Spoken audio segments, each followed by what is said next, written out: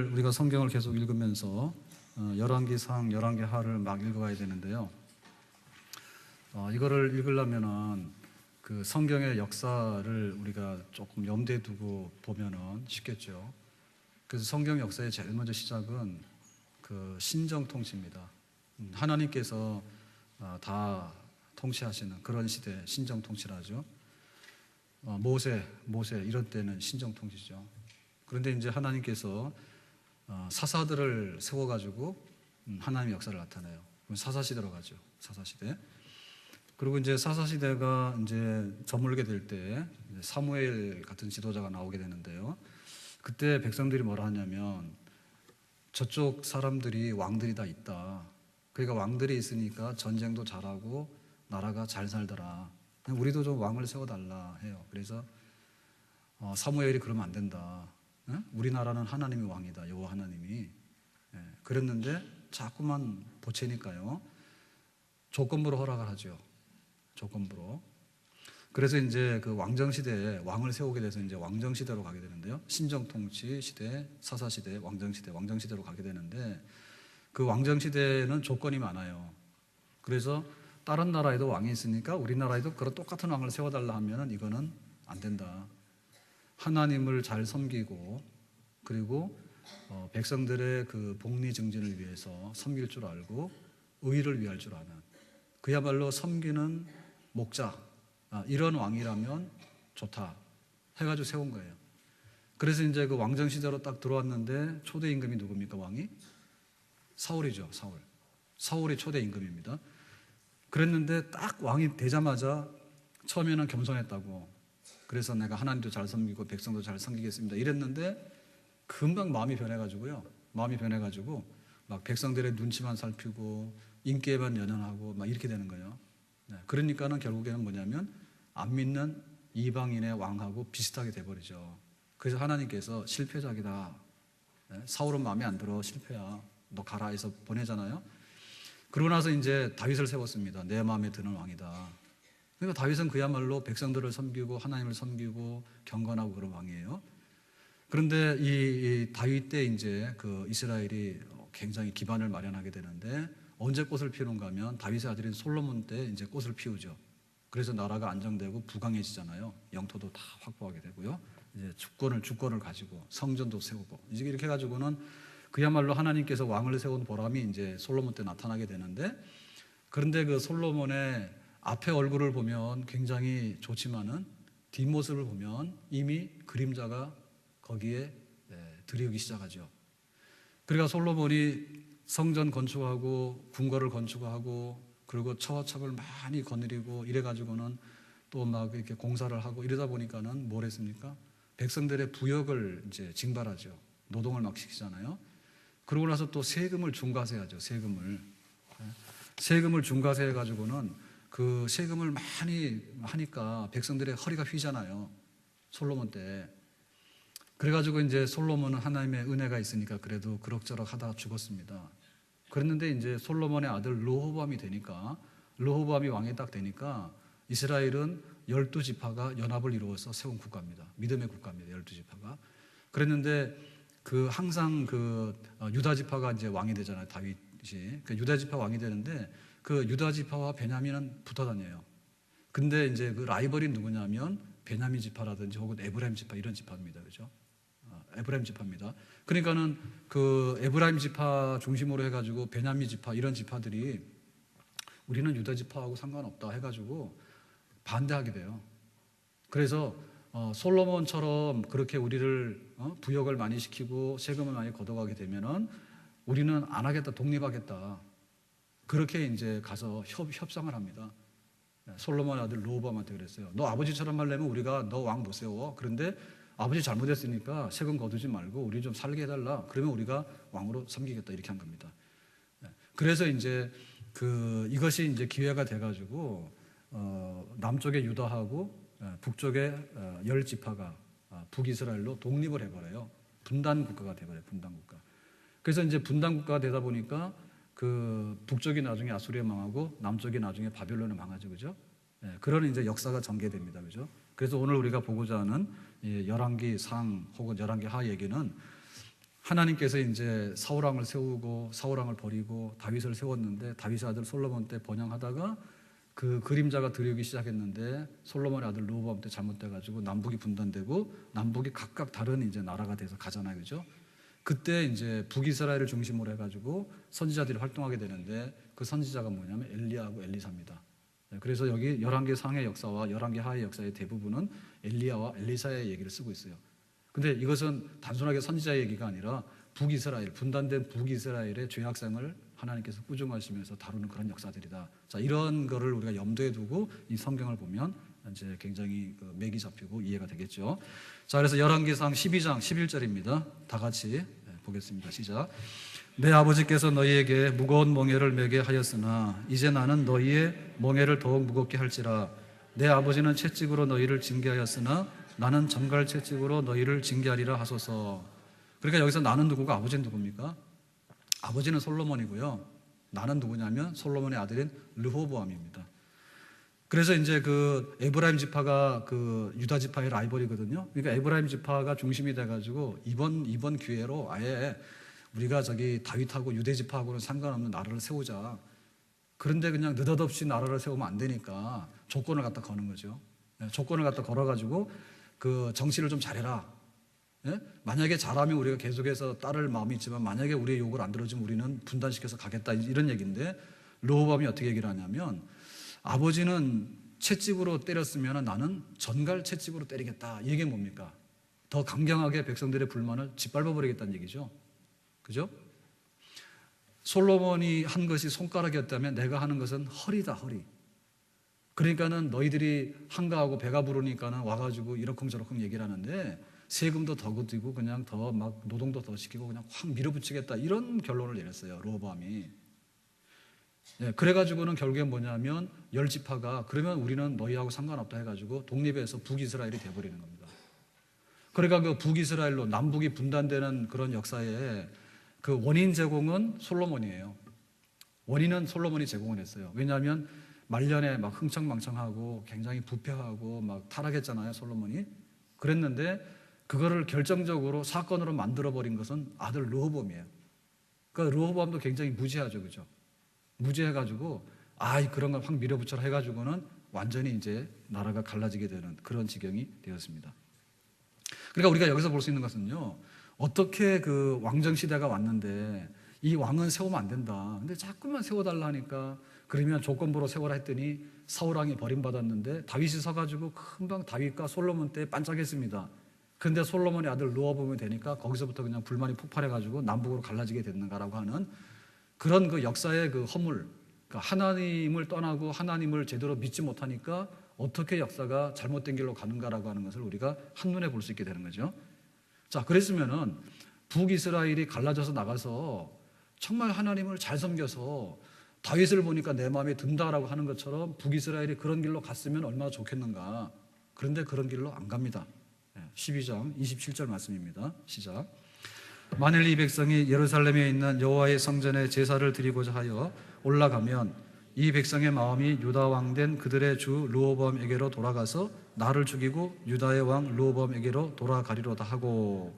자, 여기서 말하는 그 나는 누구냐면 그 열 지파가 이제 북이스라엘로 이제 독립을 해서 나갈 때 왕을 세워야 되잖아요. 근데 왕을 세우는데 그 초대 북이스라엘의 왕이 누구냐면 여로보암입니다. 그러니까 솔로몬의 아들은 르호보암이고 북이스라엘의 초대 왕은 여로보암이에요. 그러면 왜 여로보암이 북이스라엘의 초대 왕이 됐을까? 이 사람은 망명 갔다가 그 솔로몬 때 말이에요. 솔로몬 때 백성들이 불만이 막 폭발했잖아요. 그런데 이 여로보암이 굉장히 그 신하 중에는 그 백성들의 신임을 얻는 사람이었거든요. 그러니까 눈치가 보이니까는 애굽으로 망명 가서 숨어 있었다고. 근데 솔로몬이 죽으니까 그 솔로몬의 아들 르호보암이 강경 진압하겠다니까 백성들이 누굴 데리고 갔습니까? 그러면 우리에게 인기 있는 우리의 소원을 잘 들어줄 만한 여로보암이라는 사람을 왕으로 세우자 해가지고 데리고 온 거예요. 그래 이제 북이스라엘의 초대 임금이 되는 거예요. 그랬으니까 북이스라엘의 그 건국이라고 하는 것은 겉으로 볼 때는 문제가 없습니다. 세금을 적게 거두고 백성들을 좀 편안하게 해주는 나라를 세우자. 그런데 그런 데 있어서 제일 적임자가 여로보암이다. 그러니까 여로보암을 초대임금으로 세웠다. 무슨 문제가 있어요? 문제 없죠. 그랬는데 여기 27절의 말씀에 기록된 대로 여로보암의 걱정이 뭐냐 하면, 만약에 지금 이 나라를 분단했는데 그냥 왔다 갔다 하게 되면 결국에는 이제 예루살렘의 성전이 있잖아요. 그러니까 이스라엘 백성들은 하나님을 섬기는 신앙의 백성들이잖아. 그러니까 절기가 되면 예루살렘으로 순례를 가잖아. 1년에 몇 번씩이라도. 그러다 보면은 예루살렘을 자꾸 들락날락 하다 보면은 처음에는 불만이 있어서 북이스라엘로 독립해 나갔지만은 결국에는 이 다윗의 자손인 솔로몬과 르호보암에게로 다시 돌아가서 자기들 나라가 안 된다는 걸 알았죠. 그러니까 이 왕래를 허용해서는 안 되겠다 해서 이제 말하자면 가지 못하게 가로막는 거죠. 가로막으려니까는 가야 되는 원인을 제거시켜야 되잖아요. 그 가야 되는 원인을 제거시키려는 게 뭐냐면 예루살렘만 성전이냐, 베델과 단도 성전이다. 그럼 성전에서 뭐가 있어야 되냐 할 때, 우리는 여호와 하나님이 아니라 금송아지가 있다. 금송아지. 그래서 베델과 단에다가 금송아지를 만들고요. 그러고는 이제 북이스라엘을 가두죠. 그러니까 예루살렘 갈 필요 없다는 얘기지. 그러면 금송아지만 갖다 놓으면 예배가 되느냐? 안 되잖아요. 제사장이 있어야 되잖아. 그럼 제사장들은 다 레위인 아니에요, 그죠? 레위인들 자기 없잖아요. 그러니까는 레위인이 아닌 사람들을 제사장으로 세우고 금송아지를 대신 갖다 세우고, 그리고 이스라엘에는 성경이 명하는 그 절기가 있습니다. 절기가 있어가지고 6월절을 지키라, 뭐 오순절을 지키고, 그 다음에 뭐 나팔절을 지키고, 그 다음에 뭐 대속제일이 있고, 그 다음에 뭐 초막절이 있고, 그렇게 있잖아요, 그죠? 그러니까 그런 절기가 다 있으면은 다 그거 기억날 거 아닙니까, 그죠? 그러니까는 짝퉁절기, 자기들이 막 만들어 놓은 그 유사절기를 만들어요. 예? 그러니까는 우리가 뭐 북한 같은 데서요, 우리 막 명절이다 그러면 김일성 우상 안 되잖아요. 그러니까는 뭐 명절을 막 딴 데로 갖다 옮기고 막 이렇게 할 수 있잖아요, 그죠? 그런 식으로 만들으니까 완전히 뭐냐면 여호와 하나님을 믿는 백성을 갖다가 하나님을 못 믿게 할 수 없고요. 하나님 믿는 것 대신 용품들을 갖다가 진열하는 거지.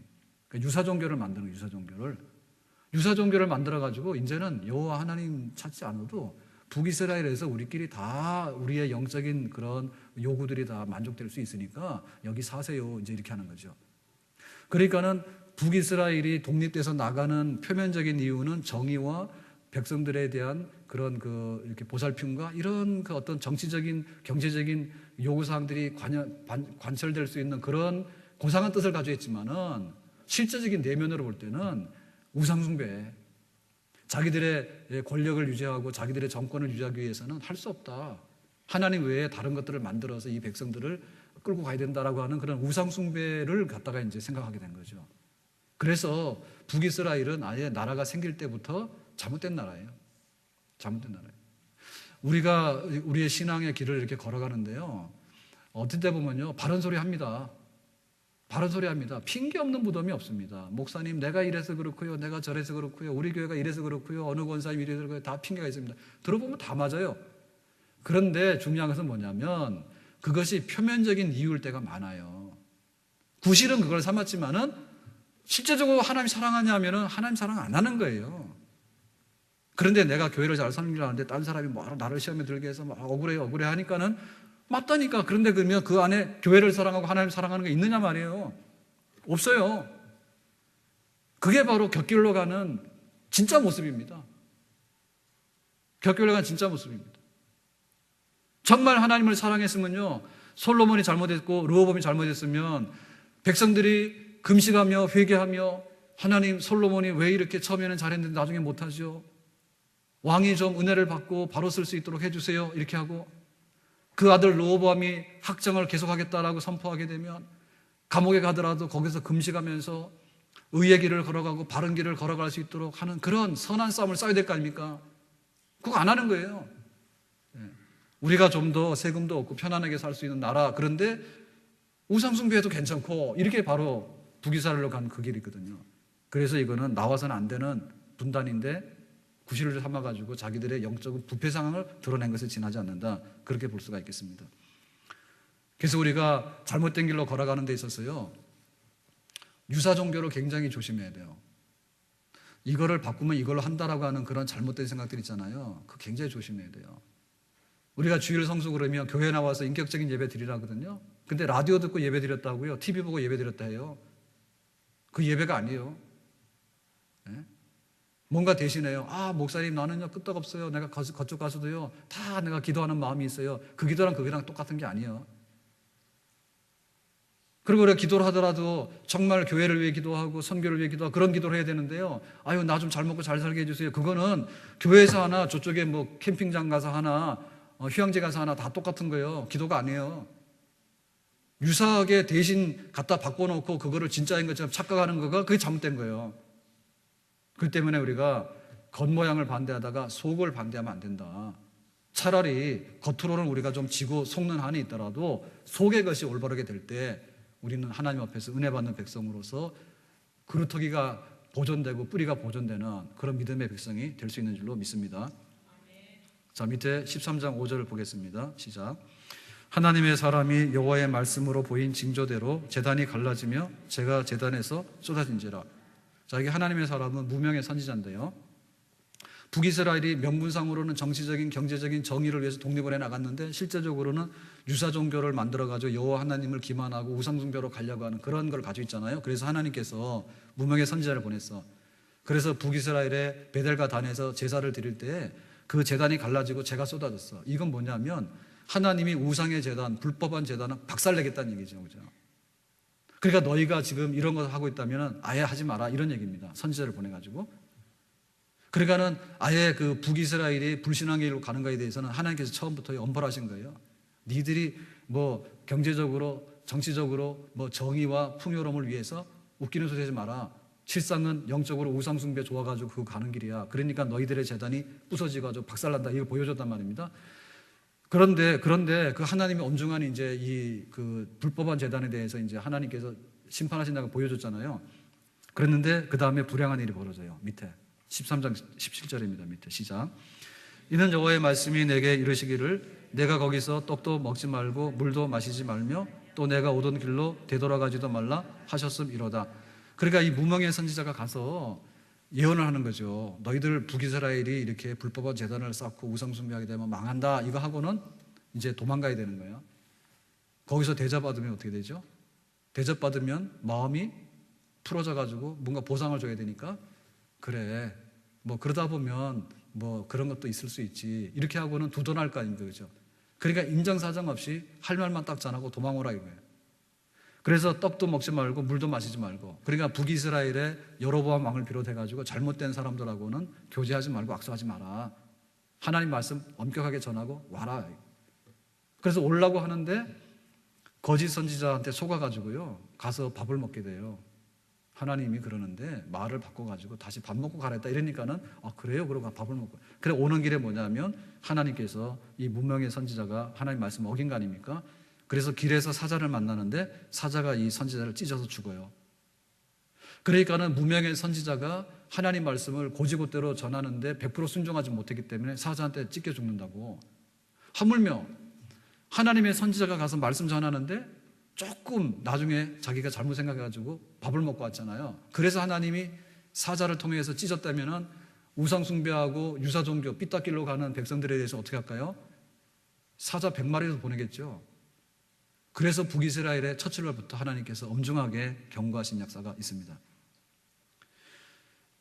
자, 그래서 이제 성경에 나올 때요, 이 열왕기 상하 쭉 갈 때 북이스라엘이 이렇게 독립돼서 딱 세워지고 나서부터 항상 꼬리표에 뭐가 있냐면 여로보암의 길로 갔더라. 이 얘기가 그 얘기예요. 초대 북이스라엘의 왕이 여로보암이잖아요. 그러니까 성경에서 삐딱길을 갔다라고 할 때 표현이 뭐냐면 여로보암의 길로 갔다. 그 말이 삐딱길을 갔다 그 말이에요. 그리고 이제 그 다윗과 같이 정직하였다 이 말이 있잖아요. 그거는 하나님의 마음에 드는 사람으로서 바른 길을 걸어갔다 이 말입니다. 그래 그 여로보암의 길로 갔다는 말이 북이스라엘의 초대 왕을 두고 처음부터 우상 숭배하는 것에 대해서 하나님께서 엄히 심판하신다는 것을 보여준 그 길을 계속 걸어가는 거예요. 북이스라엘이. 그러니까 북이스라엘의 그 왕들의 역사는 어떻게 됩니까? 그 왕이라고 하는 것은요, 다윗왕 그러면 다윗 왕조가 혈통이 보존돼야 되잖아요. 그렇죠? 만약에 조선이다 그러면 조선의 이씨 혈통이 보존되는 왕이잖아요, 그죠? 근데 북이스라엘은 그게 아니에요. 왕조가 막 바뀌어요. 그러니까는 하나님께서 이거를 꺼지지 않는 등불로 보존한다고 하는 것은 다윗에게 약속한 것이고요. 북이스라엘은 아예 태생부터가 잘못된 것이거든요. 그러니까 태생부터 잘못됐기 때문에 하나님께서 경고하시면요, 하나님이 사울왕을 버리면 다윗왕을 세웠잖아. 그런데 북이스라엘은 뭐냐면 바꾸고 가지고는 결국엔 없어지거든요. 굉장히 혼란스럽게 뿌리를 내리지 못하고 계속해서 매맞다가 나중에 없어지는 그런 역사입니다. 그래서 심지어는 그 왕조가 무너지고 왕조가 세워지고 하는 데 있어서 얼마나 혼란스러웠는가 하면 제일 짧은 왕은 7일 동안 왕이라 7일 동안. 그 정도로 북이스라엘은 위태위태했어요. 하나님께서 심판하신다 했는데도 말 안 들으니까는 심지어는 7일 만에 왕조가 바뀌어버린 그런 일이 있다. 16장 15절입니다. 밑에 시작. 유다의 아사왕 제27년에 시므리가 디르사에서 7일 동안 왕이 되니라. 그때 백성들이 블레셋 사람에게 속한 기쁘돈을 향하여 진을 치고 있더니 7일 천하를 이룬 왕도 있어 북이스라엘에는. 자, 그랬는데 이 시므리를 죽이고서 왕이 된 사람이 뭐냐면 오므리입니다. 자, 밑에 30절입니다. 시작. 오므리의 아들 아합이 그의 이전의 모든 사람보다 여호와 보시기에 악을 더욱 행하여. 그래 이제 시므리가 7일 동안 왕도 했는데 죽이고 왕이 된 사람이 오므리인데요. 오므리가 강력해요. 그런데 이 오므리의 강력한 그 왕권은 그 아들 아합 때 실현이 되는데요. 성경에 이제 그 아합 얘기하고 아합의 부인 이세벨 얘기 많이 나오잖아요. 그때가 북이스라엘로 봐서는 거의 전성기에 해당하는 강력한 오므리 왕조 때예요. 근데 그 아합 왕이 강력한 그런 그 왕권을 북이스라엘에 행사할 때 성경의 평가는 뭐냐면 그 여호와 보시기에 더욱더 악을 행했다 이랬거든. 그러면 이건 뭐냐? 지금 그 북이스라엘이 여호와 하나님을 섬기는데 금송아지 갖다 놓고 이게 하나님이 이랬단 말이에요, 처음에는. 근데 이게 아합 때 되니까 오므리 왕조가 굉장히 강력했거든요. 그러니까 그 아들 아합이 왕이 됐는데 부인을 데리고 오는데 그 부인이 이세벨이잖아요. 이세벨이 시집 오잖아요, 시돈에서 시집 오는데 그 시돈이 뭐냐면 바알을 섬기는 본산지예요. 그래가지고 그 부인 이세벨이 바알 섬기는 사람인데 이 북이스라엘에다가 뭐를 퍼뜨립니까? 바알 우상을 퍼뜨리는 전도사예요. 그러니까는 아합 때 하나님 앞에 더 죄를 지었다는 얘기는 하나님을 이렇게 금송아지로 바꿔놔가지고 유사종교를 만든 것도 모자라가지고 정식으로 바알이라고 하는 우상을 수입해서 퍼뜨렸다. 그게 바로 북이스라엘이라는 얘기죠. 그래서 아합의 죄가 큰 겁니다. 그리고 그 아합을 갖다가 망가뜨린 것이 뭐냐면 시집온 이세벨이에요. 이세벨이 바알을 퍼뜨리고요, 여호와 하나님 섬기는 선지자들을 막 죽이고 박해하고 해가지고는 바알 섬기도록 갖다가 막 밀어넣고 하는, 그야말로 이제 북이스라엘은 우상숭배에 이제 그 바다에 그냥 퉁덩 빠져버리게 되는 이제 그런 시대가 되고 만 것이죠. 그러니까 이제 북이스라엘이 유사종교와 바알 우상에 이렇게 깊이 물들어 있으니까 하나님께서 이거를 어떻게 깨우쳐서 돌이켜야 됩니까? 그러니까는 밤이 깊으면은 등불이 밝아야 되잖아요. 밤이 깊으면. 그러니까는 강력한 선지자 활동이 필요하잖아요, 북이스라엘에. 그래서 아합 시대가 흑암이었기 때문에, 악하고 악한 시대였기 때문에 그 악하고 악한 것들을 하나님께서 꾸중하시고 말씀하기 위해서 세운 선지자가 바로 엘리야 선지자입니다. 그러니까 엘리야 선지자가 유명한 것은 그 시대가 유명하게 만든 거예요. 그 시대가 하나님 말씀을 잘 듣고 뭐 진리의 반석 위에 딱 서 있으면 선지자가 그냥 어린아이라도 한마디 하면요 다 들어. 너무너무 영적으로 볼 때 타락하고 깊이 잘못된 길로 갔기 때문에 하나님께서 그 백성들에게 말씀할 때 선지자를 세우는데 엘리야 같은 강력한 선지자를 세우는 거죠. 자, 그래서 이제 그 성경 보면 이제 엘리사 시대로 가게 되거든요. 그러니까 그 북이스라엘의 죄악성이 크기 때문에 하나님께서 깨닫게 하기 위해서 이 선지자들을 통해서 지금 일하시는 모습입니다. 자, 그럴 때 우리가 엘리야 그러면 생각나는 게 뭐죠? 사르밧 과부가 3년 6개월 동안에 양식이 그치지 않았다. 이런 거 정도 알고 계시죠?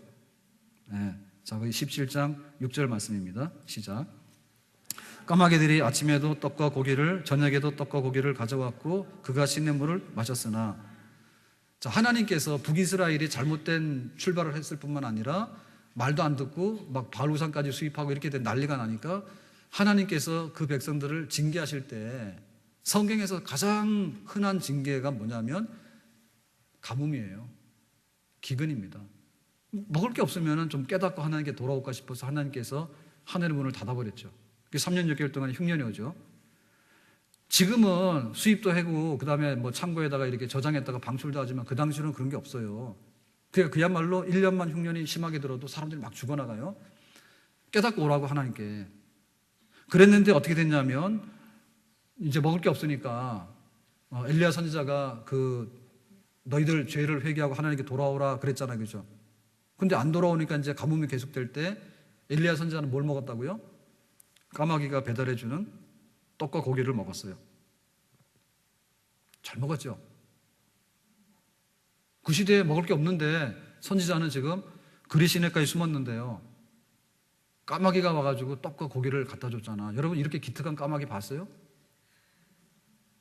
예? 그러니까 아하방과 이세벨은 바알 우상까지 수입해가지고 완전히 바알 천하를 만드는데 까마귀들은 말 잘 듣잖아, 하나님 말씀을. 까마귀의 특징이 뭡니까? 까마귀의 특징은 개걸스러운 거예요. 닥치는 대로 먹어치우는 겁니다. 인정사정 없이. 근데 배달하라 그러니까는 자기는 안 먹고요. 엘리야 선지자한테다가 곱게 배달을 해줬어. 그래, 이게 택배 문화의 1번지입니다. 엄청나게 잘 배달한 거야. 얼마나 까마귀가 말 잘 들어. 자기가 먹을 것 안 먹고. 그러니까 하나님께서 이 기근을 주신 것은 엘리야 선지자는 먹었잖아요. 그러니까 말 안 듣는 백성들 배고픈 거야. 그것도 우리 같으면 어떻게 하겠어요? 우리도 엘리야 동네로 이사 갈 거 아닙니까? 왜? 까마귀가 배달해 주니까. 마트에 가서 1+1만 해도 줄 서는데 까마귀가 아침 저녁으로 말이야 떡과 고기를 주는데 이것도 떡도 주죠, 고기도 주잖아. 고기도 얼마나 잘 먹어. 그럼 우리 같으면 엘리야 옆에 가겠죠. 아멘? 왜 대답을 안 해요? 그러면 굶어 죽을 거예요? 아멘? 하나님 말씀 잘 듣는 백성이 될 겁니까? 그거 안 들으면 까마귀보다 못해. 그래, 지금 하나님께서 우리에게 일용할 양식을 주시는데 하나님 일용할 양식 주신단 말입니다. 약속했으니까. 근데 그걸 못 믿으니까 가가지고요 까마귀보다 못한 거예요. 양식 주신다 했는데요, 무슨 하나님 주시냐고 내가 알아서 해야지 그러고 가서 배고픈 거예요. 가만히 있어서 말씀만 잘 들어도 먹는데. 그래서 이제 사르밧으로 가게 되죠. 근데 사르밧 과부 그러는데 여러분, 그 과부라고 하는 것은요 제일 대책 없는 사람을 뜻하는 것이고요, 사르밧이라고 하는 것은 시돈에 속한 사르밧 그랬거든요. 그러니까 이세벨이 시집 온 데가 시돈이에요. 그게 이방인의 땅인데 바알 우상을 섬기는 동네예요. 거기를 간 거예요 지금 엘리야가. 그랬는데 이 사르밧 과부는 뭘 했습니까? 오늘 저녁 해먹고 죽을라 했잖아, 양식 떨어져서. 그랬는데 웬 사람이 딱 오더니 그거 가지고 내가 먹어야 되겠다. 그런데 그거 먹고 나면 하나님께서 3년 6개월 동안에 앞으로도 흉년에 먹을 거 주신다 하니까는 믿고서 선지자 대접을 했대. 여러분, 우리가 그렇게 할 수 있겠어요? 마지막 양식인데 내놓을 수 있냐고요? 또 얘들 아멘 안 해요? 할 거 안 할 거예요? 안 하는 분들은 다 굶어 죽어. 알아서 하세요. 지금 오늘 양식이 떨어졌는데 그러면은 이게 3년 6개월 동안에 계속 양식 주겠다는데 믿을 거예요, 안 믿을 거예요? 안 믿으면 내일 죽어. 믿을 거 안 믿을 거예요? 믿어야죠. 그랬는데 이 사르밧 시돈이 어디라고요? 바알 우상 본산지예요, 거기가. 그런데 그 과부는 그걸 믿었잖아. 얼마나 기특한 믿음이에요. 그래가지고는 그 믿음대로요 양식이 그치지 않았다고. 믿습니까? 그러니까 불신앙의 시대를 살게 되면 배고파요. 그런데 그 불신앙의 시대 속에서도 정신 차리고 하나님 말씀을 그대로 순종하고 믿고 살아가는 사람들에게는 이상이 없습니다. 아멘? 그러니까 선지자하고 친하면 사는 거예요. 선지자하고 친하면 사는 거예요. 그런데 바알 우상이나 이세벨하고 친한 사람은 굶어 죽을 사람들이야. 엘리야 선지자가 활동했던 시대가 그겁니다. 그래가 딱 건진 사람이 누구냐면 사르밧 과부밖에 없어요.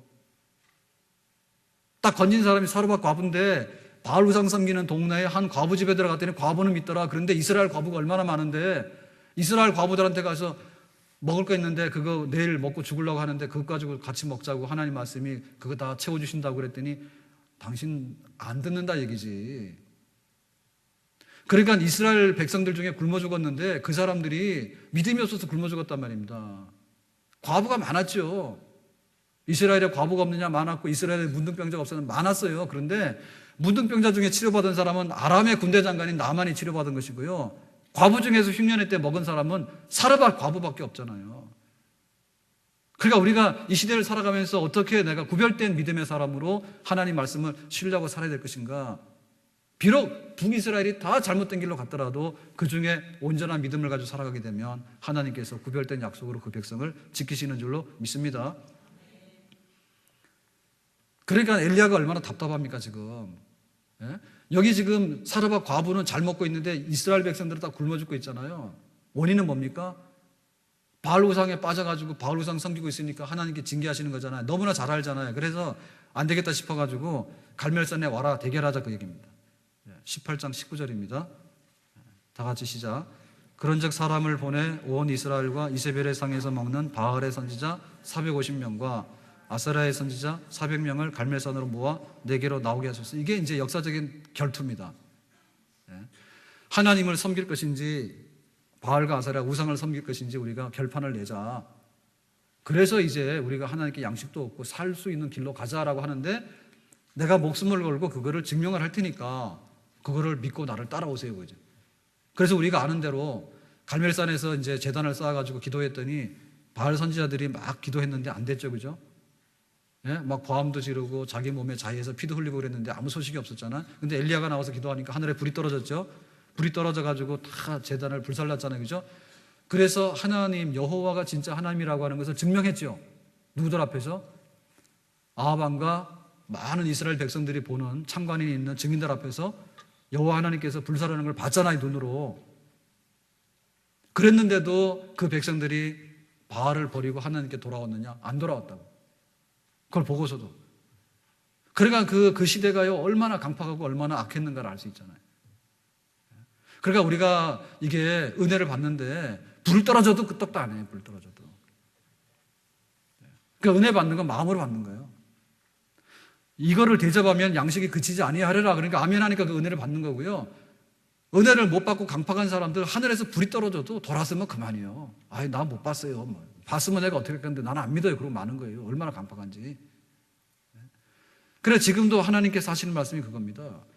여호와 하나님이 하나님인지 너희들이 믿는 우상이 정말 하나님인지 너희들이 결판 내가지고 나를 믿든지 둘 중에 하나 하라 그겁니다. 그래 하나님께서 제일 싫어하는 것이 뭐냐면 우상 숭배 싫어하거든요. 바알 우상 섬기는 거 싫어합니다. 근데 뭐냐면 그것도 더 싫어하는 게 뭐냐면 양다리 걸치는 거 제일 싫어하세요. 그래 엘리야 선지자가 하는 말이 뭐냐면 여호와 바알 사이에서 뭐뭐 하지 말란 얘기지. 그러니까는 양쪽 다 가가지고 걸치는 겁니다. 하나님 비주세요. 안 주시면 바알이요 비주세요. 그 양다리 걸치고 있는 거예요. 그러니까는 하나님께서는 그걸 토하에 내친다 했잖아요. 우리가 불신앙이라는데요. 우리의 불신앙이 내가 언제 절간에 가서 등록했습니까? 이런다고 안 했지 분명히. 안 했지만은 마음이요. 교회도 나오지만은 혹시라도 저 가서 빌면은 뭐가 생길까? 요 마음이 더 무서운 거예요. 하나님 그거 아셔요. 그래서 첫 번째 계명이 내 앞에 다른 신을 두지 말라는 거예요. 그러니까 그거는 하나님도 섬기지만은 슬쩍 해가지고 양다리 걸쳐가지고요. 누이 줬고 매부 줬고. 이게 왜 매력적인가 하면 이렇게. 여호와 하나님이라고 하는 분은 이스라엘 백성들을 애굽에서 건져내신 하나님이에요. 그러니까 자기들이 부정할 수가 없어요. 왜냐하면 역사니까. 할아버지 쭉 올라가게 되면은 애굽에서 노예살이 할 때 하나님께서 모세의 손을 통해서 구원해낸 거에 대해서는 그 여호와 하나님께서 한 거라고 하는 명백한 과거의 역사가 있기 때문에 그걸 부정을 못해요. 그런데 가나안 땅에 딱 들어가서 보니까 가나안 사람들이 잘 살아요. 풍요롭게. 근데 그 사람들이 풍요롭게 사는데 빌더란 말이죠. 비읍 많이 오게 해주세요. 그 농사 잘 되게 해주세요. 막 빌더란 말. 누구한테 빌어요? 바알 우상에게 빌더라고. 그러니까 이스라엘 백성들이 마음에 우리는 분명히 하나님께서 구원해가지고 여기로 왔는데 젖과 꿀이 흐르는 땅으로 왔는데 젖과 꿀이 흐르는 땅에 사는 사람들은 바알 우상을 섬기고 있어서 이 사람들이 잘 사는 것 같다. 그러니까 이왕이면 옷을 2개를 걸치자 얘기지. 구원하신 하나님께서 우리에게 구원해 주셨으니까 그 다음에 가나안 땅에서 잘 먹고 잘 사는 거는 전공이 바알이 아니겠는가. 그러니까는 바알도 잘 새겨놓으면 좋겠다 이 말씀이지. 그러니까 이게 신앙입니까? 비즈니스지. 여러분 비즈니스도요, 양다리 걸치면 나중에 다 빵꾸 나요. 예? 그걸 결혼해서 잘 살려면 한 남자와 한 여자가 남편과 아내로 잘하세요. 알았어요? 그럼 그것도 안 하려고 그래요? 부인이 좀 마음에 안 들면 가서 딴 여자 사귀려고 그래? 그러니까 망해버리는 거예요. 남편이 좀 이렇게 어려우면 자기가 가서 벌어가지고 남편이 이렇게 세우면 되잖아. 예? 근데 왜 또, 저 남자 안 되겠네. 그럼 능력 있는 남자 골라요? 그 양다리 걸치는 게 얼마나 잘못된 건지 압니까? 비즈니스도 그런 비즈니스 하면 안 돼. 한 마음을 해야지, 한 우물 파야 되는 거죠. 그래서 이게, 갈멜산에서 막 불이 떨어졌다 그러는데, 우리는 생각할 때, 불 떨어졌다고 불이 뭐냐? 불이 중요한 게 아니고요. 하나님께서 두 마음 품지 말라고 하는 걸 보여주신 거예요. 두 마음 품으면 안 됩니다. 교회 섬기는데 두 마음 품고요. 복 받는데 두 마음 품고요. 그러니까 마음의 한 구석에 모자라니까 뭔가를 갖다 해놓고요. 그거 하나님께서 얼마나 싫어하는지 아세요? 토하에 내친다 했잖아요. 그래 이제 갈멜산에 불이 떨어졌는데 이스라엘 백성들이 회개 안 하잖아요. 그러니까 엘리야가 실망해가지고요. 하나님 나 죽여주세요 했어요. 19장 4절입니다. 시작. 자기 자신은 광야로 들어가 하룻길 좀 가서 한 로뎀나무 아래에 앉아서 자기가 죽기를 원하여 이르되 여호와여 넉넉하오니 지금 내 생명을 거두시옵소서. 나는 내 조상들보다 낫지 못하니이다 하고.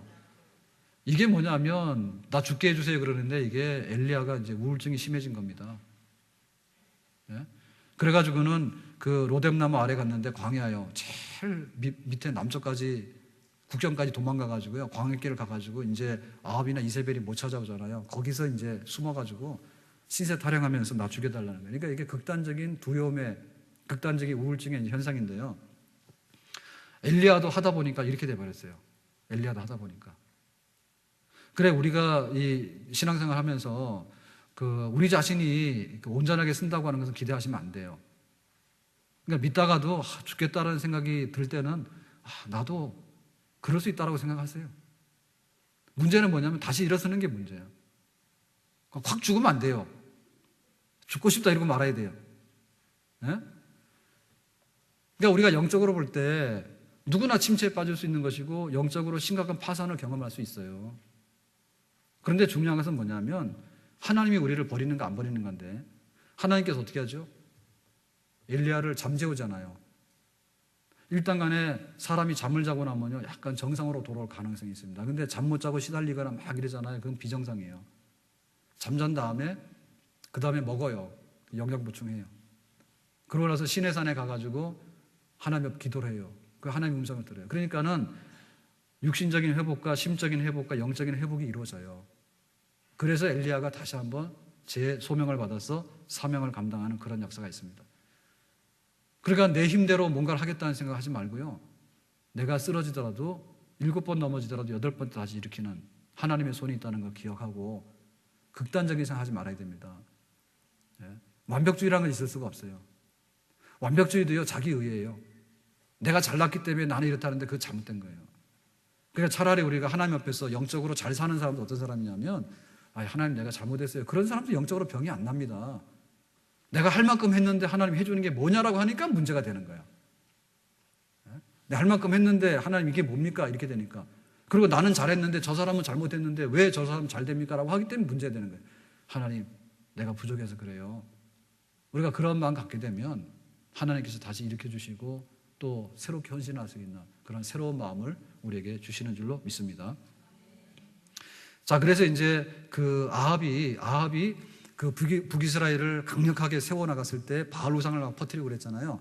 그럴 때 그 아합이 그 북이스라엘을 통치해 나가는 데 있어서 그 본 모습이 뭔가, 그 아합 정권의 실체가 뭔가, 그거를 보여주는 사건이 있는데 21장 2절이죠. 다 같이 2절 시작. 아합이 나봇에게 말하여 이르되 내 포도원이 내 왕궁 곁에 가까이 있으니 내게 주어 채소밭을 삼게 하라. 내가 그 대신에 그보다 더 아름다운 포도원을 내게 줄 것이요 만일 내가 좋게 여기면 그 값을 돈으로 내게 주리라. 자, 아합 왕이 어떤 왕이라고요? 부인 이세벨을 결혼해가지고 바알 우상을 퍼뜨리는 그런 그 우상 숭배를 전파했던 왕이잖아요, 그죠? 자, 그러면 우상 숭배하고 우리의 삶과는 어떤 관계가 있을까라고 할 때 바알 우상이라 했는데요. 도대체 바알 우상이 뭡니까? 여러분, 우상이라고 하는 것은 이렇게 생겨먹은 게 우상이 아니에요. 네? 우상 섬기지 말라는 얘기는 요거를 섬기지 않는 게 아니라요. 요것이 의미하고 있는 바를 섬기지 않는 것을 말하는 거예요. 그러면 바알 우상이 뭐냐 할 때 바알 형상이 있죠, 그죠? 근데 그 바알 형상이 중요한 게 아니라 바알이 의미하고 있는 그 알맹이 내용이 뭐냐 그겁니다. 그게 뭐냐면 남의 포도원 뺏는 게 바알이에요, 바알. 지금 아합 왕이 왕이니까 궁궐이 있잖아요, 그죠? 궁궐을 이렇게 집무하는 궁궐도 있을 것이고 자기가 별장으로 쓰는 궁궐도 있잖아요. 그러니까는 그 궁궐 옆에 보니까 포도밭이 있는데 포도원이 있는데 너무나 아름다운 거예요, 포도원이. 그래가지고 뭐라죠? 이거 좀 내가 하고 싶으니까 팔아라.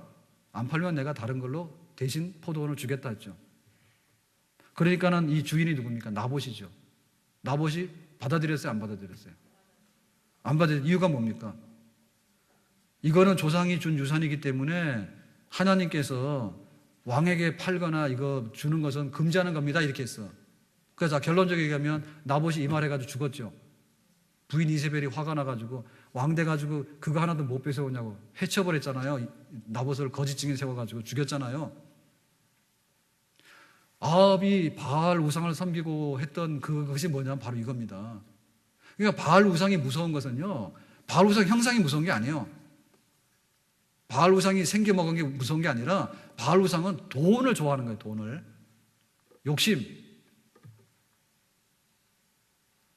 포도원은 조상이 준 기업은요, 율법에 의하면 거래를 할 수 없어요. 이스라엘 백성들의 땅은 거래 대상이 아닙니다. 땅은 사고 파는 게 아니에요. 왜냐하면 사고 팔고 되면 나중에는 뭐냐면 삶의 뿌리가 없어지는 거예요. 그러면 뭐냐면 부자가 땅을 다 먹어버리잖아요. 그러면 다 가난한 사람 뭐냐면 자유 시민, 평등한 시민이 아니라 자기에게 일하는 노예가 되잖아요. 부자들이 땅을 다 사게 되면. 돈이 많지만 땅을 못 사게 하는 거지. 그럼 뭐냐면 자기 땅을 유지하기 때문에 자기의 자유와 주권이 보존되는 백성이 되는 거예요. 자유민이 되는 거예요. 그래서 애굽에서 구원했을 때 구원받은 백성들의 특징이 뭐냐면 자유와 평등이에요. 우리가 구원받았다 할 때 그 구원은 뭐냐면 자유하다는 거하고 하나는 평등하다는 거야. 그러니까 자유와 평등을 보장할 수 있는 것이 땅이에요. 그러니까 그 땅은 그냥 조상이 준 대로 그대로 간직하고 있으면 자유하고 평등한 삶을 누릴 수 있는 거예요. 그 부자한테 팔면 안 되는 거지. 근데 아합 왕이 지금 땅 팔아라 하는 얘기는 율법을 몰라서 하는 얘기냐? 율법을 알고 있죠. 그런데 율법대로 살면은 왕이 가지고 있는 포도원은 그거밖에 안 되잖아요. 그러니까 나는 율법대로 안 살고 바알식으로 살겠다 그 말입니다. 바알이라고 하는 것은요, 풍요를 상징하는 우상이잖아요, 그죠? 풍요를 상징하기 때문에 바알 섬기게 되는 사람 뭐냐면 많이 가질 수 있는 거예요. 많이 가질 수 있는 거예요. 그러니까 뭐냐면 부재지주가 가능한 게 바알 우상이에요. 부재지주가 가능한 게. 그러니까 내가 돈이 있으면 돈으로 땅을 사가지고 저 사람을 갖다가 그 일시키는 머슴으로 삼고 나는 거기에 대해서 수출을 가져가고, 그러니까는 자기가 노동하지 않더라도 얼마든지 다 끌어갈 수 있는 것이 바알의 경제예요. 그러니까 이스라엘 백성이 딱 보니까 그게 매력 있는 거예요. 그냥 내가 자유하고 내 평등하고 내가 준 만큼만 딱딱 살아가는 것에 대해서 만족하지 않는 거예요. 그게 바알 우상 섬겼다니까 우리가 그렇게 생각합니다. 아, 바알이 굉장히 잘생겼는가 보다. 바알이 잘생겨서 간 게 아닙니다. 아니, 요거 가지고 어떻게 내가 만족하냐. 포도원이 1000평인데 난 안 돼. 난 10,000평 가져야 돼. 그거가 뭐냐면 바알입니다, 바알. 그래서 아합이 지금 그 포도원 달라는 얘기는 율법을 알아서 안 된다는 거 알았어요. 그러니까 자기는 포기했잖아요. 근데 부인 이세벨이 바알 섬기는 사람이잖아. 아, 무슨 말씀이냐. 이거는 힘이 있는 사람이 다 땅 가지고 가서 더 부자 되고 더 부자 돼가지고 바알이 그냥 복을 주면 내가 다 가질 수 있다. 그런 법이 어디냐 해가지고는 갖다 나봇을 쳐 죽이고는 뺏어왔지 않습니까, 그걸. 그러니까는 북이스라엘이 우상숭배로 찌들었다는 얘기는 뭐냐면 그 소유에 대한 그 무한정한 욕심에 모든 걸 다 맡기고 살아가는 그런 시대로 갔다는 이런 뜻이죠. 그런 뜻이죠. 그러니까 뭐냐면 우리가 바알 우상 섬기냐 안 섬기냐 제가 지금 그걸 묻는 거예요. 양심에 손을 얹고 한번 물어보세요. 나는 바알 우상 섬긴다 안 섬긴다? 뜻 몰랐으면 아마 안 섬긴다고 했을 거야, 지금까지도. 내가 언제 바알 본 적도 없는데. 예? 내가 언제 바알 본 적도 없는데. 돈 많이 준다니까 다 있잖아요. 교회도 안 오고. 예? 돈 많이 준다니까 다 있잖아. 그 11조라니까 내 건데 왜 하냐고 그거를. 안 했잖아 다. 그게 그겁니다. 우상숭배하는 것이 먼데 있는 게 아니에요. 탐심이고 우상숭배를 했잖아, 십계명에. 그 탐심이 뭐냐면 바알 우상이에요. 그러니까 그 탐심을 합법화시켜주는 게 바알 우상이에요. 네가 능력 있으면 다 먹어치우고 능력 없으면 종돼버려라. 그래 지금 우리 자본주의 사회가요, 그거 비슷한 성격 가지고 있어요. 그래서 성경은 자본주의를 다 옳다하지 않습니다. 성경 자본주의를 다 옳다하지 않아요. 자본주의는 성경 아래 심판을 받고 있는 거예요. 그 사람들이 하나님 있고 돈 있는 거지, 돈 있고 하나님 있냐 할 때 그거 묻는 겁니다. 지금 우리가 하나님 제대로 믿는 거는 하나님 있고 돈 있다 그러면 우리 하나님 제대로 믿는 거예요. 바울상 성경이 뭐냐? 일단 돈 있고 하나님 있다라고 하는 것이 바울상입니다. 아셨어요? 그러니까 아합과 이세벨이 엄청나게 바울상 섬겼는데 그 악독한 놈들. 그런데 누가 악독한데? 우리가 더 악독한데. 예? 우리의 탐욕, 일용할 양식으로 만족하지 못하는 불만, 더 가져도 그냥 만족을 모르고 경계를 모르고 넘어가는 거, 이게 바로 바울상이거든요. 그래서 엘리야 선지자가 가지고요, 그거 안 된다는 겁니다. 하늘에 불이 떨어지고요. 나봇이 그래서 자기의 목숨을 바친 겁니다. 이스라엘이 자유와 평등을 지키는 하나님 백성으로 잘 살 수 있는데 바알에 물들어가지고요, 한 사람 잘 살기 위해서 100명을 희생시키는 거예요. 그렇게 되는 건 안 된다라고 해가지고 나봇은 순교의 길을 가게 된 것이죠. 조상의 유업을 지켜야 된다는 것은 돈보다 하나님이 우선인데 하나님께서 지지하는데 나는 살아가겠다라는 뜻이 바로 믿음을 지키는 사람의 본 모습인 줄로 믿습니다. 아멘. 그래 우리가 하나님 내가 우상숭배 안 한다고 이렇게 자만할 게 아니고요, 탐심이 우상숭배인데 정말 내 마음속에 하나님 제일주의로 하나님 말씀에 만족할 줄 알고 살아가는, 특별히 물질 부분에 관해서 부자가 돼도요 하나님께 헌신하고, 가난하더라도 하나님 모른다 하지 말고 가난한 만큼 하나님께 헌신하는 그 사람이 바로 바알이 아니라 하나님을 섬기는 백성인 줄로 믿습니다. 아멘. 자, 22장 4절로 갑시다. 시작. 여호사밧에게 이르되 당신은 나와 함께 길랏 라못으로 가서 싸우시겠느냐? 여호사밧이 이스라엘 왕에게 이르되 나는 당신과 같고 내 백성은 당신의 백성과 같고 내 말들도 당신의 말들과 같으니이다. 지금 여호사밧과 나아가 했는데 이게 누굴까요? 여호사밧은 이스라엘 유다의 왕이고요, 나는 누구냐 하면 북이스라엘의 아합 왕입니다. 그럼 이 두 사람이 아주 죽이 맞아가지고 전쟁하러 가는데 같이 가자 이랬잖아요. 예? 지금까지는요 남북이 분단되고 나서 죽으라고 싸웠어요. 적대적으로. 그랬는데 화해의 무드가 왔는데 어떻게 되는가 하면 여호사밧이 왕인데 이 사람이 믿음이 있는 왕이에요. 근데 여호사밧이 왕이 된 다음에 남북 관계를 개선하기 위해서 아합 왕이 우상 숭배하고 아주 못된 놈 아닙니까? 그죠? 네? 나봇을 죽이고 포도원 뺏고 말이야. 그랬는데 그 아합의 딸이 누구냐면 아달랴예요. 아달랴. 그러니까는 그 부인이 이세벨이잖아요. 그 엄마의 그 딸이야. 그러니까는 그 부인이 이세벨인데 아합 왕의 딸이 아달랴인데 그 엄마를 닮아가지고 이거 아주 못된 사람인데요, 그 아달랴를 여호사밧이 며느리로 데리고 와요. 그러니까 아합 왕하고 사돈을 맺어. 여호사밧이 굉장히 신앙의 왕인데. 그러니까 남북에 전쟁할 리가 없죠. 그러니까는 힘을 합쳐가지고 이제 어디 합니까? 아람하고 싸우자 하는 거예요. 아람 군대하고. 그래가지고 싸우러 나가는 겁니다. 그래서 이 남쪽 유다를 보면 전쟁을 안 하고 화해하는 건 좋았는데 방법이 틀렸다는 얘기지. 그러니까 북이스라엘이 여호와 하나님과 바알 우상을 끼고 두 마음을 품고 살아가는 거하고, 여호사밧이 여호와 하나님께 헌신하다가 아합 왕하고 사돈을 맺어가지고 여러쿵저러쿵 해가지고 유대관계를 맺어서 살아가는 방식이 유사한 겁니다. 혼합주의. 양다리 걸치기 똑같은 거예요. 그래 우리가 다른 사람들하고 싸울 필요는 없습니다. 그런데 그 싸움이 싫어가지고, 선한 싸움이 싫어가지고요 꼬리 내리고요 유화정책을 하는데 사돈 맺고 이런 식으로 하면 안 돼. 안 믿는 사람이 불신자하고 사돈을 맺고 말입니다, 예? 믿는 사람이 안 믿는 사람하고요 짝짝꿍 해가지고요 막 같이 막 사업하러 다니고요. 그 참 굉장히 위험한 거예요. 자, 이래가지고는 이제 전쟁에 나갔죠. 둘이 힘을 합쳐가지고. 그래서 이제 아합이 죽게 되는데 어떻게 죽게 되느냐. 22장 34절입니다. 밑에 시작. 한 사람이 무심코 활을 당겨 이스라엘 왕의 갑옷 솔기를 마친지라. 왕이 그 병거 모는 자에게 이르되 내가 부상하였으니 내 손을 돌려 내가 전쟁터에서 나가게 하라 하였으나. 요 아합이 얼마나 아주 악한 왕입니까? 그죠? 우상숭배하고. 그러니까 아람 군대하고 싸우는데 이제 여호사밧하고 연합군으로 나갔잖아. 유다하고 둘이 합쳐가지고 그랬는데 왕이 되면 타켓이 되잖아요. 그죠? 그러니까 자기가 그 여호사밧하고 바꿔가지고요. 그렇게 한 다음에 자기가 왕이 아닌 것처럼 그냥 평복을 입은 거예요. 그래서 이렇게 싸우다 보니까는 아합인 줄 알고 갔더니 아합이 아니거든요. 그러니까 아람 군대 군사 중에 하나가 그냥 생각 없이 화살을 날렸어. 아무데나. 아합은 자기가 노출되기 싫으니까 변장을 시킨 거죠. 그죠? 자기 신분을. 그래서 자기는 용케 이제 위험을 면했다 했는데 아람 군대가 군인 중에 하나가 생각 없이 쏜 화살에 심장이 관통이 됐는데 그게 누구라고요? 아합이요.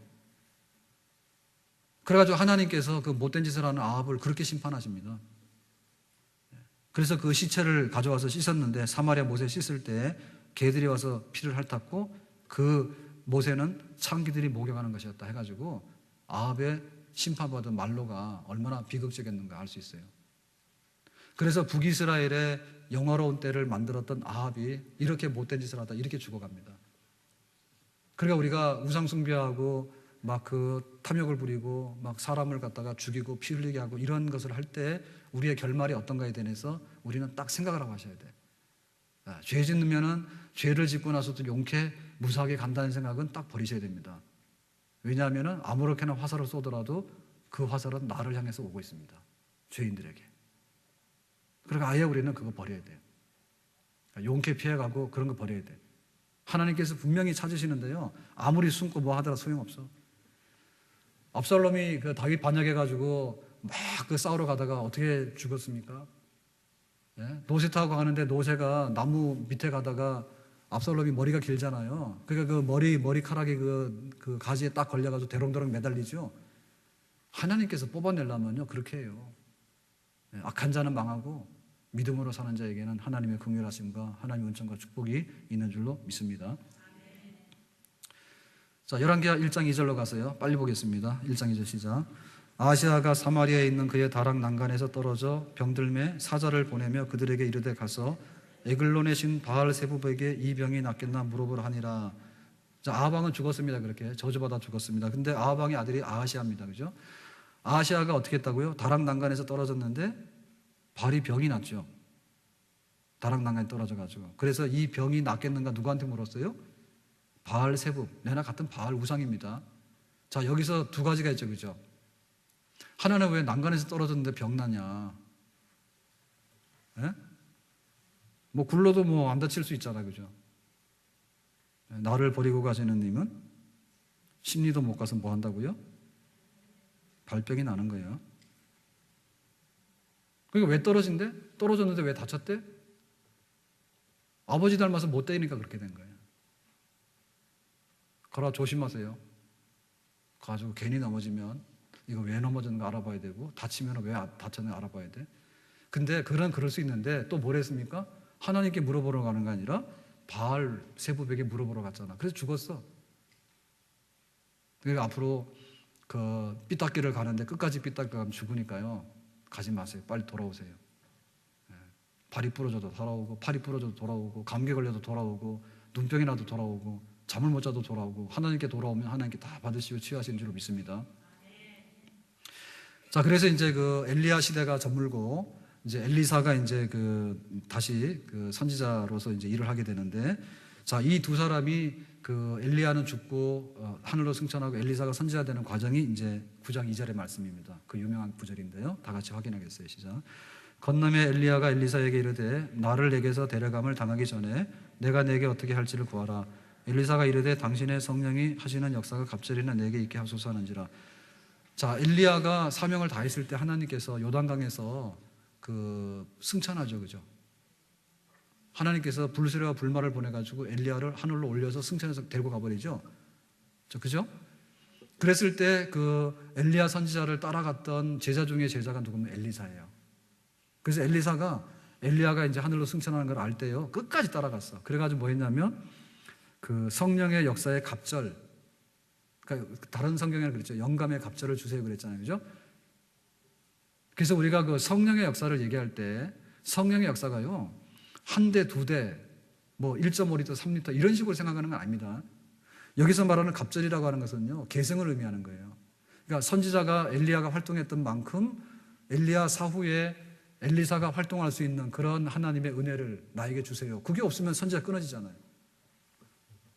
여러분, 제사장들은요, 혈통적인 계승이 아니에요. 혈통적인 계승이에요.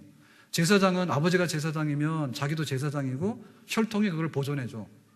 그러니까 굳이 따라다니면서 아버지요 돌아가시나이까 내가 제사장이 되게 해주세요, 이거 안 해도 돼. 그런데 선지자는 그게 아니에요. 선지자는 아버지가 선지자고 아들이 선지자가 아니야. 각각의 부름이 있는 거예요. 각각의 부름이 있기 때문에 각각의 부름에 있어서 중요한 것은 영적인 그 파워예요. 영적인 영감이에요. 그러니까 우리가 하나님 섬길 때 뭐 아버지 장로님이니까 나는 괜찮고 안 그렇다니까. 그리고 내가 교회를 10년 다녔는데 내가 어떻게는 잘못되지. 하루만 밥 안 먹어도 배가 고픈데 10년 동안 밥 안 먹으면 어떻게 견딥니까? 그러니까 우리가 그런 식의 혈통적인 계승이라고 하는 신앙생활을 버려야 돼. 그래서 엘리사가 그래서 귀한 사람이에요.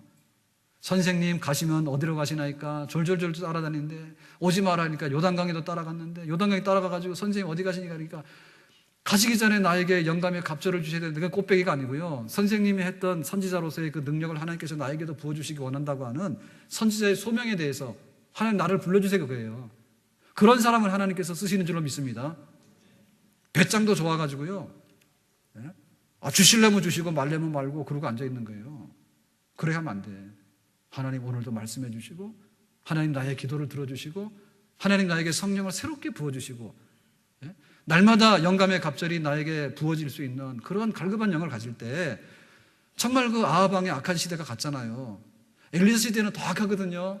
더 악한 시대를 살아가는데 내가 어떻게 살까요? 내가 어떻게 하나님 백성들을 위로하고 내가 어떻게 하나님의 교회를 섬길 수 있을까요? 라고 할 때 성령의 역사가 아니면 나는 안 되기 때문에 육신의 사람은 안 된단 말입니다. 성령의 역사가 나에게 계속해서 더 강하게 나타나야 되기 때문에 나에게 그것을 주세요라고 하는 사람들 통해 가지고 하나님께서는 일하시는 줄로 믿습니다. 껍데기 가지고 얼마나 견디겠습니까? 여러분, 주일을 통해서 은혜를 많이 받고 특별히 새벽에 이슬 같은 은혜를 받고 금요일 날 나와서 부르짖어서 불같은 그런 은혜를 날마다 사모하고 그걸 받으실 때 우리가 엘리사의 반열에 쓸 수 있는 줄로 믿습니다. 아멘. 자, 그래서 이제 불수레와 불말을 타고 하늘로 승천했습니다, 엘리야가.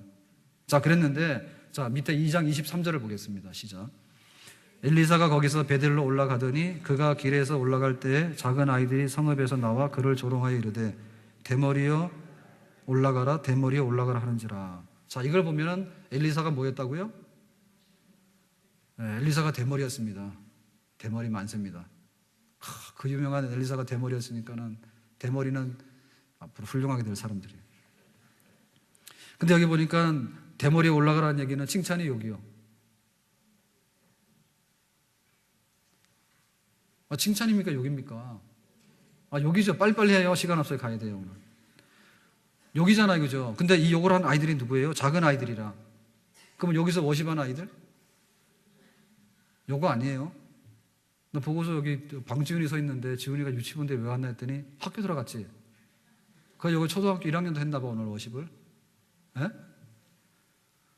옛날에는 막 얼굴도 못 뜨더니 오늘 나와서 워십도 하고 서 있는데 많이 발전했네요. 여기 작은 아이들은요, 철없는 아이들이 아니에요. 요거는 우리로 말하면 청년, 그런 성인에 준할 수 있는 그런 소년 아이들입니다. 그러니까 그 아이들이 엘리사 선지자를 볼 때 엘리야 선지자의 뒤를 이어서 일하시는 하나님의 사자여 이렇게 안 했다는 얘기는 뭐냐면 대머리라는 말은 욕입니다. 예? 그 얘기는 뭐냐면 선지자 값이 똥값이란 얘기지. 그러니까 이걸 뭘 말하는 거예요? 아이들의 신앙의 본 바탕을 말하는 거죠. 그건 뭐냐면 그 시대를 말하는 거예요.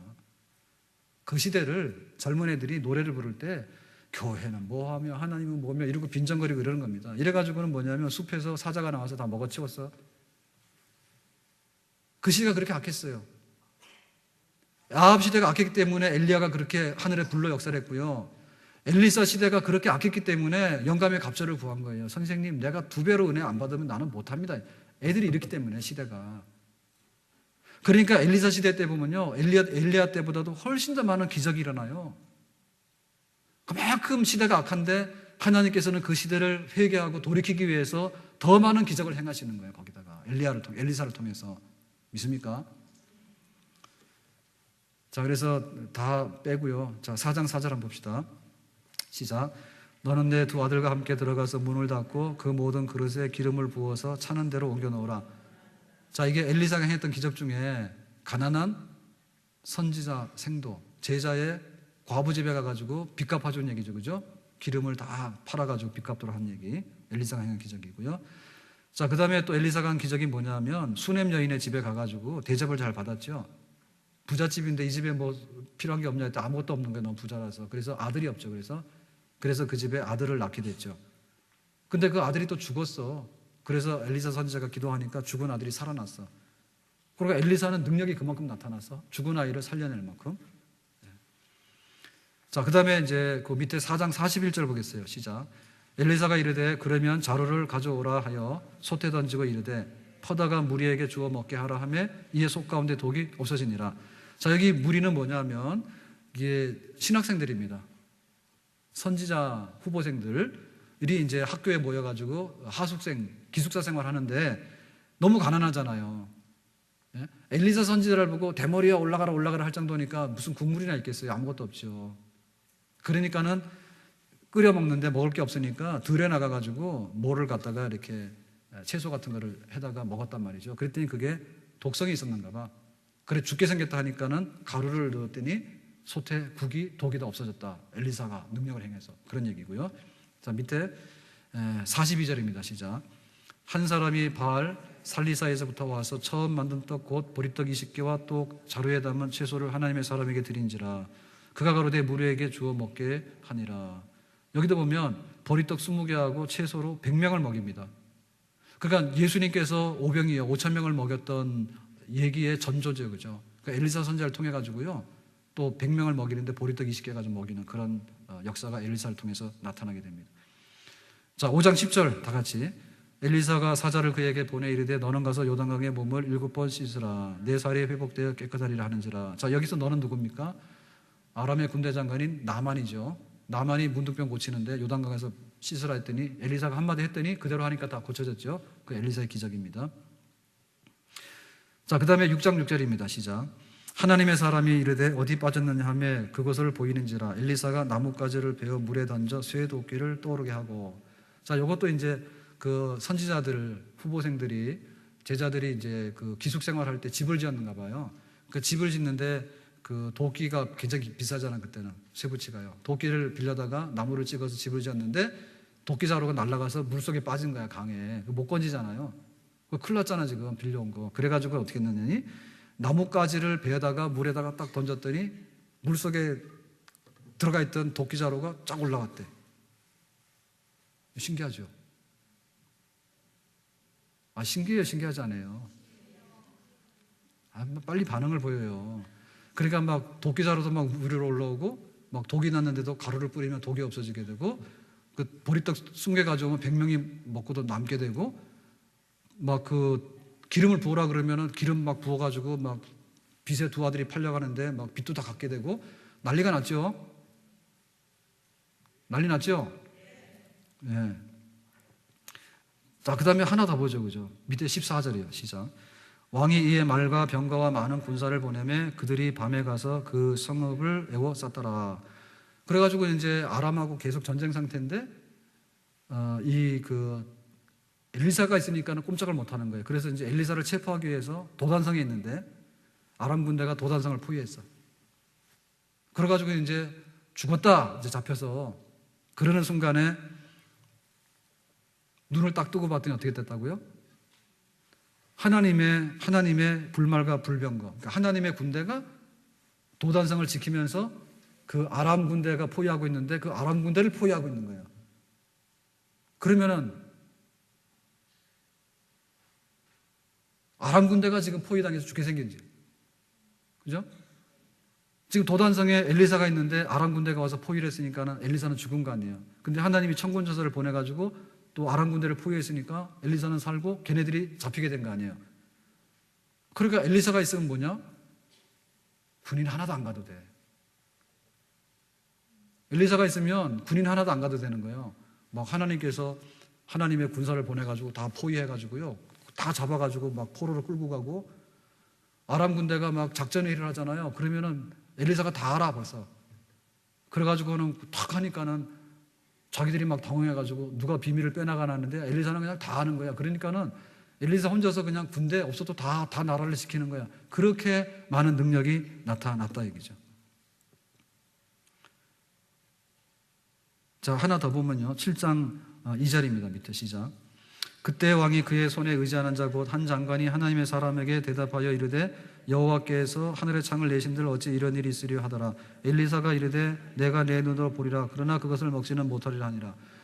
그래가지고 이 북이스라엘의 수도가 어디냐면 사마리아입니다. 사마리아가 이 아람 군대에 의해서 포위가 됐는데요, 그때 포위가 되다 보니까 먹을 게 없어서 기근이 왔어요. 기근이 와가지고 이제 그 사람을 잡아먹는 거야. 오늘은 네 집 아들 잡아먹고 오늘 우리 아들 잡아먹고 이렇게 돌아가면서 아주 그렇게 아주 그냥 아주 극심한 기근에 시달릴 텐데 엘리사가 그래요. 내일 되면은 다 먹게 될 거고 정상화 될 거다 이렇게 얘기를 했어.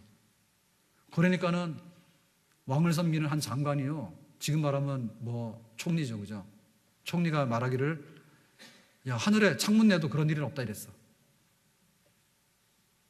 그래서 그 사람은 그 말 해가지고 저주받아 죽었습니다. 그 다음날 어떤 일이 벌어졌는가 하니 하나님이 아람 군대가 환청을 들어요. 그날 밤에 환청을 들으니까 야, 지금 여기 사마리아 이스라엘을 구원하러 오는 연합군들이 뭐 어디서 원병들이 오는 거다 해가지고요, 혼비백산에 도망가 버려. 하룻밤 사이에 다 놓고서.